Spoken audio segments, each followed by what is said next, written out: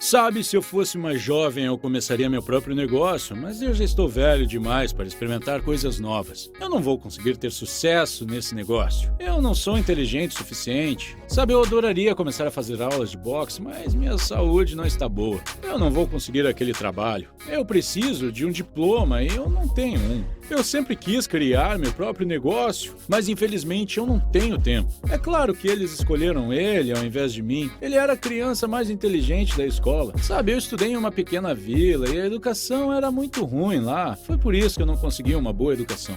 Você está familiarizado com essas declarações? Eu aposto que você já ouviu bastante. Estas são as desculpas que nós contamos a nós mesmos para nos convencer do motivo de que não estamos fazendo certas coisas ou para justificar nossos fracassos. Nós contamos essas desculpas a nós mesmos para não nos sentirmos mal. A desculpa é uma doença. E nesse vídeo eu vou explicar como você pode curá-la. Além disso, eu vou falar sobre várias aulas sobre medo, autoconfiança, como pensar grande e como pensar criativamente. Todas essas lições vêm de um livro chamado A Mágica de Pensar Grande, de David Schwartz. Vamos começar com uma desculpa. Eu nasci em uma pequena vila, vivi lá até os 18 anos.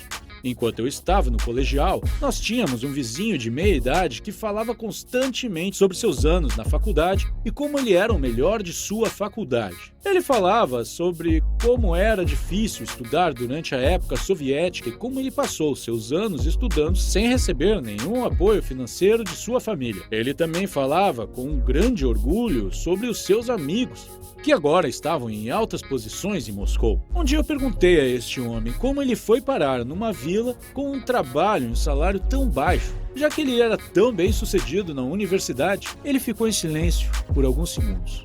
E depois disse que seu sonho era ir para Moscou, mas ele se casou e teve filhos, e por isso ele não pôde se tornar tão bem sucedido quanto seus amigos. Ele simplesmente disse que não era bem sucedido devido a sua esposa e filhos.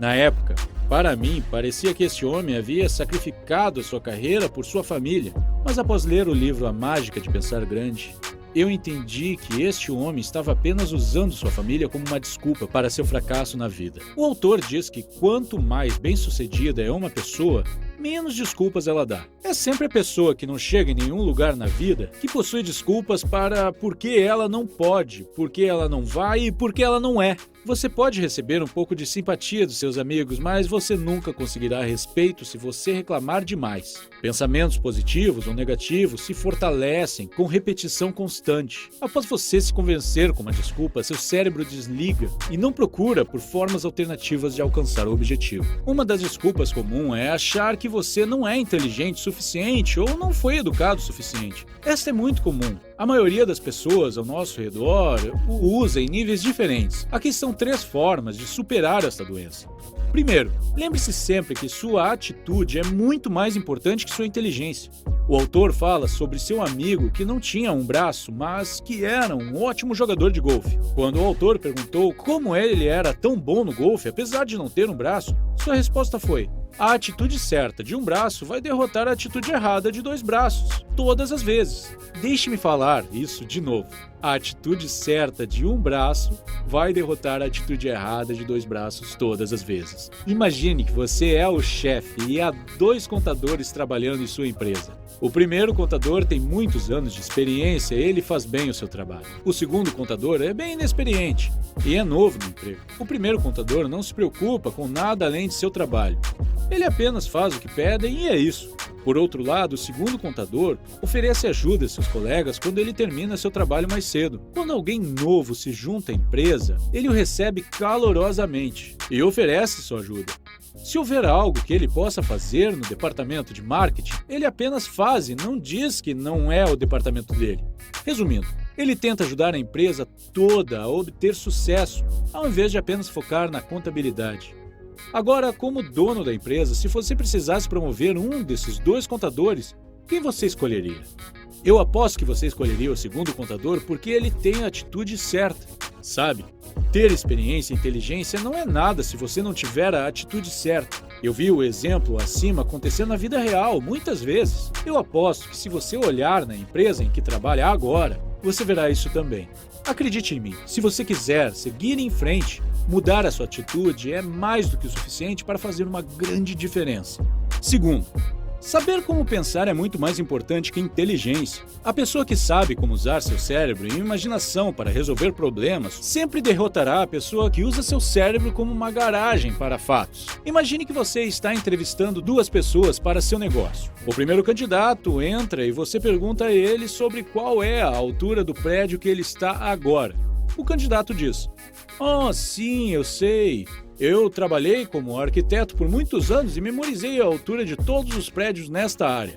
Então a altura deste prédio é 25 metros. E essa é a resposta certa. O candidato forneceu uma resposta precisa. Essa pessoa sai e o segundo candidato entra. Você faz a mesma pergunta. Ele olha para você e diz: "Eu não sei a resposta." Depois ele pede licença por alguns minutos. O candidato corre para fora, mede o comprimento de sua própria sombra no chão e depois mede a sombra do prédio. Ao comparar a proporção dessas duas sombras, ele chega a um número. Corre para dentro e diz que a altura do prédio é cerca de 23 metros. Minha pergunta para você é: quem você vai contratar? Eu não sei quanto a você, mas eu contrataria o segundo candidato, apesar de sua resposta não ser precisa. Apesar dele não ter dado a resposta certa, eu irei contratá-lo porque ele sabe como pensar. Ele sabe como usar o cérebro. Hoje, mais do que nunca, nós precisamos de pessoas que saibam como pensar. Na escola, nós aprendemos como resolver problemas de múltipla escolha, mas os problemas da vida real não são de múltipla escolha. As pessoas não são definidas e as soluções estão em algum lugar lá fora e requerem um pensamento fora da caixa. Nós estamos tão acostumados com problemas de múltipla escolha que, mesmo quando você pergunta ao seu amigo em qual restaurante ele quer ir almoçar, ele olha para você e diz: "Quais são minhas opções?" Ao invés de pensar em algo que ele quer, ele prefere opções para que ele possa escolher. Então lembre-se que a habilidade de pensar é muito mais importante do que a habilidade de memorizar fatos. Você pode não obter a nota perfeita em um exame, mas eu aposto que você possui uma forma única de pensar. Por fim, terceiro, nunca subestime sua própria inteligência e nunca superestime a inteligência dos outros. Não se menospreze, concentre-se em seus recursos. Outra desculpa comum se trata da idade. Não importa onde estejamos na vida, em algum ponto nós vamos sofrer com uma desculpa de idade ou ouvir alguém reclamando disso. Esta desculpa fechou a porta para oportunidades reais para milhares de pessoas. Elas acham que são muito velhas, têm 40 anos e querem começar a criar seu próprio negócio, mas você acha que é velho demais para isso e por isso você não quer tentar? Antes de desistir completamente, permita-me fazer algumas perguntas. Se eu perguntar qual é a idade média em que começamos a ser produtivos na vida, você provavelmente diria que é aos 20 anos, certo? Você concordaria que esta é a idade em que a maioria de nós começa a trabalhar e produzir algo? Ok, deixe-me fazer outra pergunta. Qual é a idade média em que acaba a vida produtiva de uma pessoa? Você provavelmente diria que é aos 70 anos. Há muitas pessoas que são produtivas até mesmo após os 70 anos. Mas vamos concordar com 70 anos. Baseado em suas respostas, nós podemos dizer que no total você tem 50 anos para ser produtivo. 70 menos 20, 50. Agora, se você tem 40 anos, isso significa que você só gastou 20 anos e ainda tem mais 30 anos para ser produtivo. Você nem chegou na metade de sua idade produtiva e está dizendo que é velho demais para experimentar coisas novas? Você pode não confiar em mim, mas eu espero que você confie na matemática. Parte 2. Como pensar grande? A maioria das pessoas nem conseguem pensar grande. Elas não se permitem sonhar em ter milhões de reais em suas contas. Por favor, não me entendam mal. Eu não estou dizendo que pensar grande fará tudo dar certo. De forma alguma. Pensar grande é apenas o começo. Após pensar grande, você tem que trabalhar bastante. Você tem que fazer as coisas que os outros não fazem. Você tem que falhar muitas vezes e levantar novamente. Você tem que ler muito. Você tem que trabalhar de forma inteligente. Há centenas de passos que você precisa dar após pensar grande. Pensar grande é apenas o primeiro passo E se você não conseguir nem fazer isso, sinto muito, mas não há esperança para você. Quando eu estava na faculdade, o objetivo da maioria dos meus colegas de grupo era receber seu diploma e trabalhar para uma boa empresa ou banco. Por outro lado, havia apenas alguns que não queriam trabalhar para uma boa empresa. Eles queriam criar uma boa empresa. Muitos anos depois, olhando para trás, eu vejo que ambos os grupos estão no caminho para seus objetivos. Se o seu objetivo for receber um diploma e trabalhar para uma boa empresa, então você está definindo uma linha de chegada próxima demais. É como se você estivesse dizendo: eu quero ir à academia todos os dias para fazer 20 flexões. Com relação ao sucesso, as pessoas não são medidas em quilos, diplomas de faculdade ou histórico familiar. Elas são medidas pelo tamanho de seus pensamentos. A maior fraqueza humana é a autodepreciação e colocar um preço muito baixo em si mesmos. Se seu amigo Tom tiver um objetivo de ganhar milhões de reais e você achar que isso é impossível, por que ele o aceitaria como parceiro para sua nova ideia de negócio? Se você acha que não merece aquela garota bonita, então por que ela acharia que você a merece? Se você tem 20 anos e está se candidatando para trabalhar em uma empresa e meu objetivo for contratá-lo e fazê-lo crescer para que você possa liderar uma das filiais da empresa no futuro, mas durante a entrevista as únicas perguntas que você faz são sobre home office, vale-refeição, férias e plano de aposentadoria, então por que eu deveria contratá-lo? Um último conselho sobre pensar grande quando se trata de discussões e problemas do dia a dia. Se você quiser evitar 90% das discussões com a sua parceira ou no trabalho, então sempre que uma discussão ocorrer, apenas faça esta pergunta a si mesmo. Isto é algo que uma pessoa importante como eu discutiria e perderia seu tempo? Logo você evitará muitas discussões inúteis. Além disso, lembre-se que você não ganha nada discutindo. Lição número 3. Como lidar com o medo?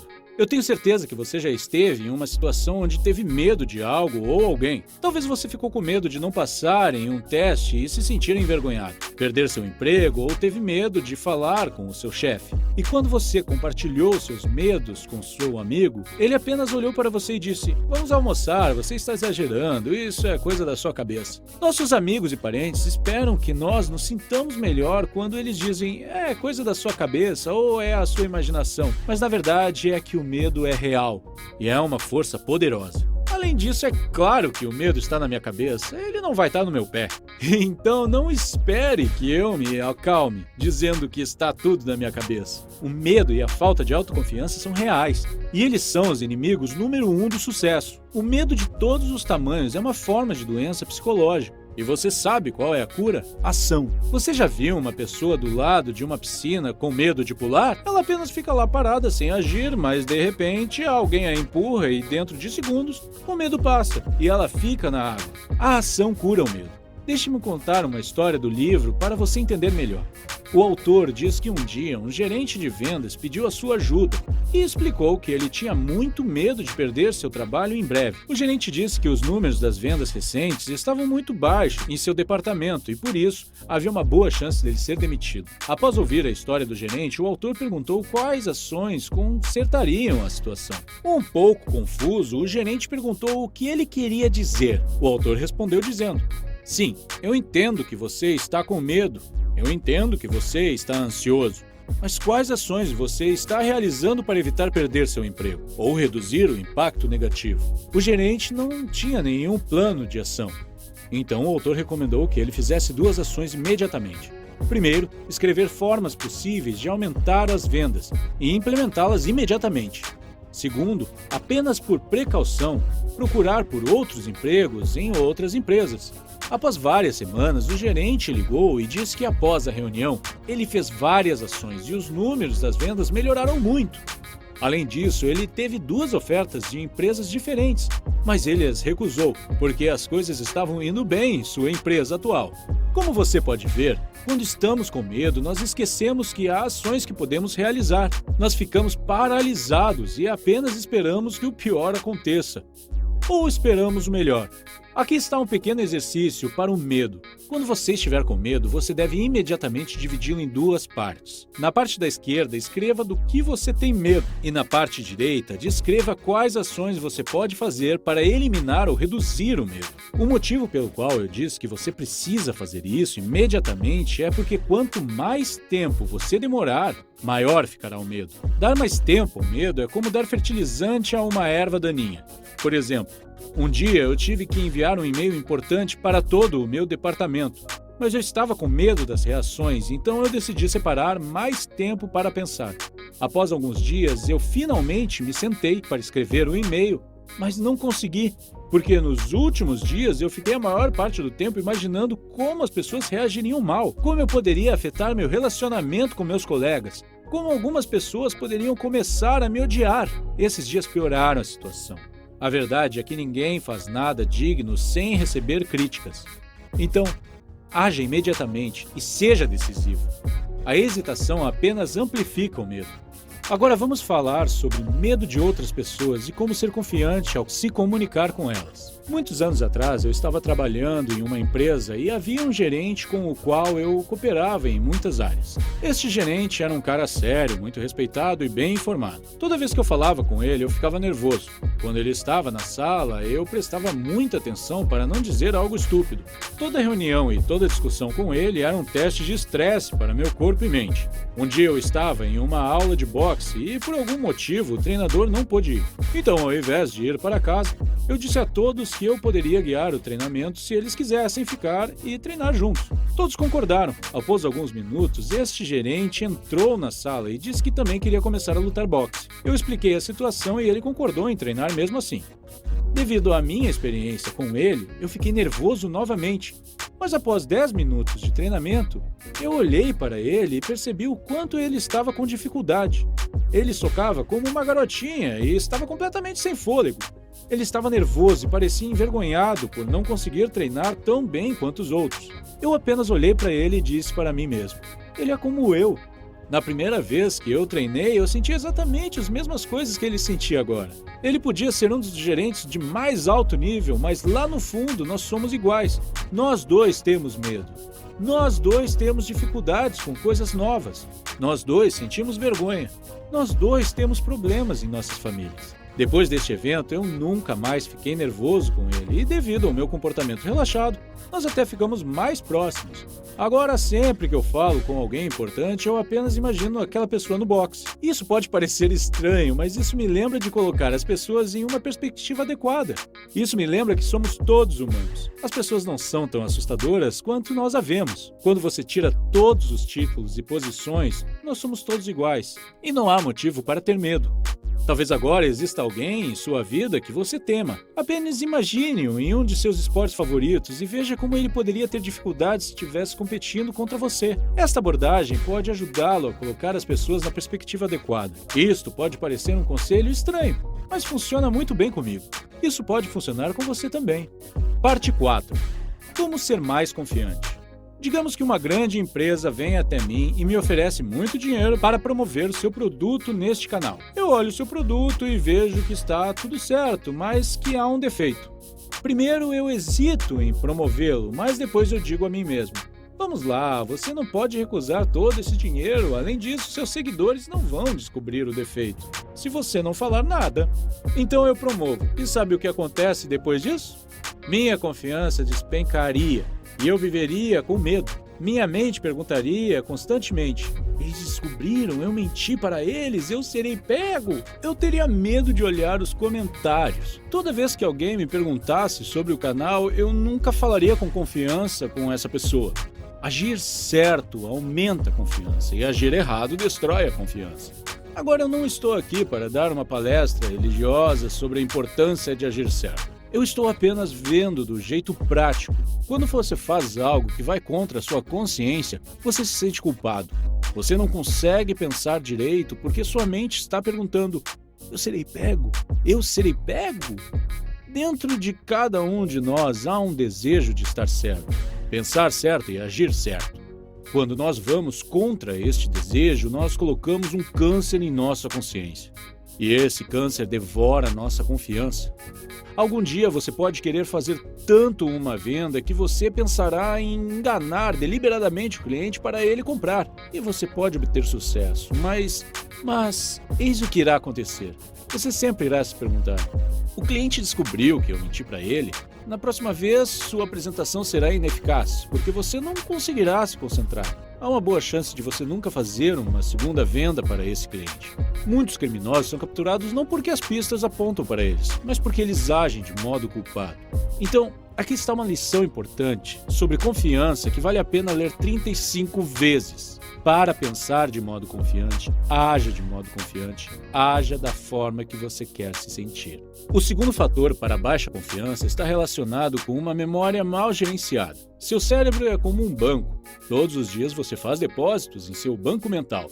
Esses depósitos de pensamentos crescem e se tornam sua memória. Quando você encara um problema e começa a pensar, você está basicamente perguntando ao seu banco de memória: o que eu já sei sobre esse problema? Seu banco de memória responde automaticamente, providencia todas as informações relacionadas a esta situação que você depositou em ocasiões anteriores. Seu banco de memória é muito confiável. Há vezes em que você falha em algo e diz: olá, senhor banco de memória, você poderia, por favor, me trazer alguns dos meus depósitos mostrando que eu sou um fracasso?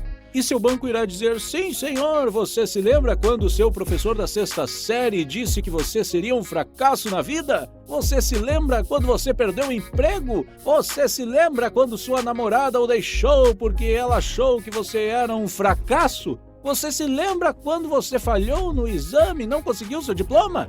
O autor aconselha duas coisas. Primeiro, deposite apenas pensamentos positivos em seu banco de memória e recuse ir para a cama com pensamentos negativos. Recuse ficar horas pensando em um evento negativo. Vá brincar com seus filhos. Faça algo que o distraia. Segundo, saque apenas pensamentos positivos de seu banco de memória. Agora suponha que você diga ao seu banco de memória: você pode me mostrar alguns pensamentos que me darão conforto? E o senhor banco dirá: sim, senhor, e trará memórias que aprovam que você pode obter sucesso.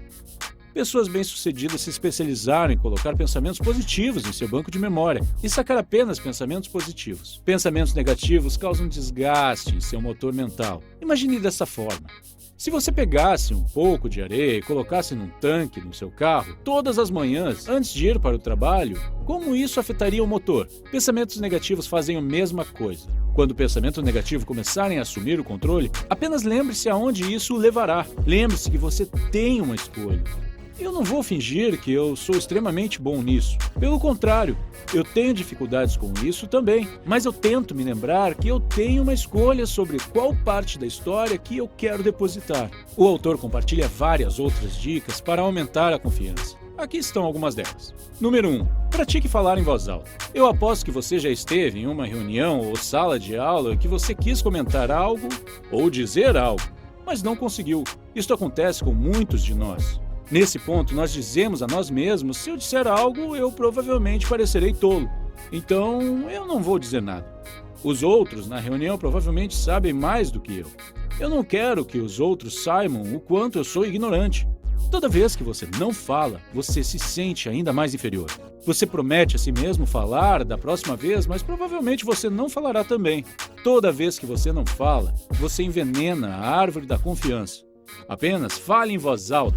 Falar é uma vitamina que aumenta a confiança. Crie a regra de falar em voz alta em todas as reuniões que você participar. Não faça exceções.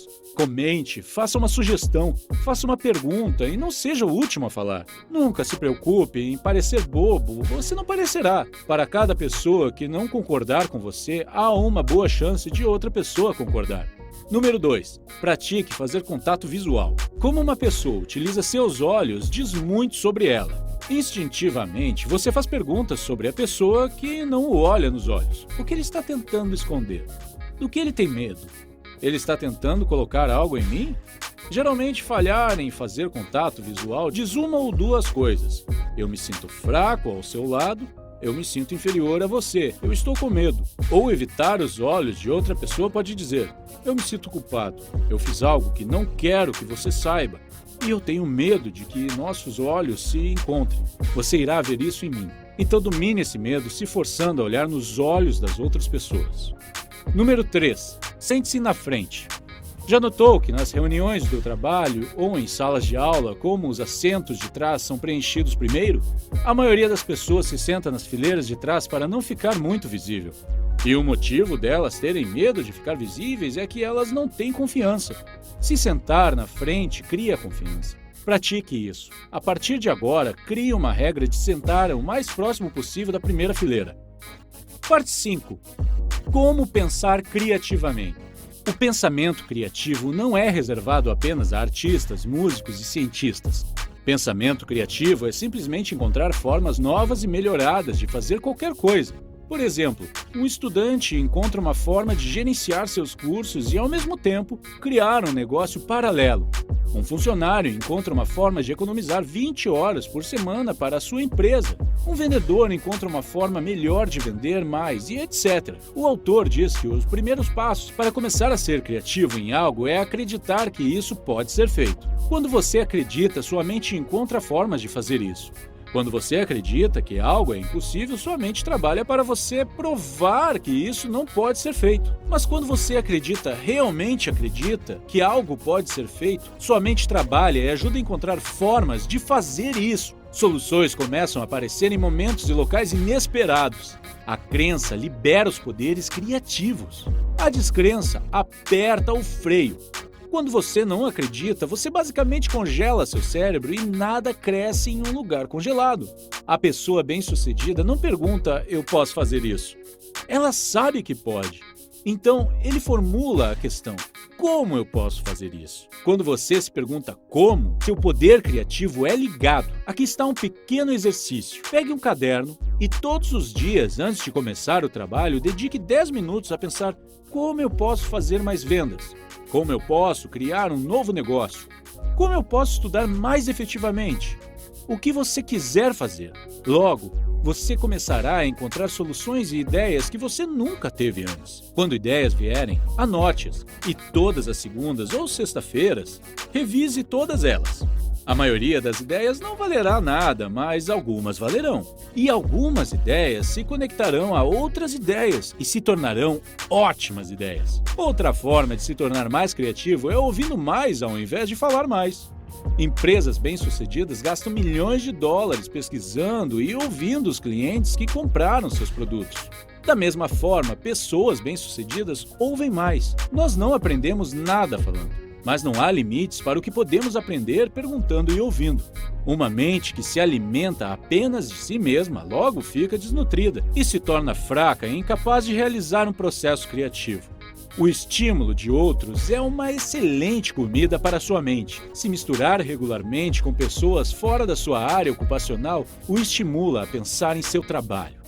Muito obrigado por passar seu precioso tempo em meu canal assistindo meus vídeos.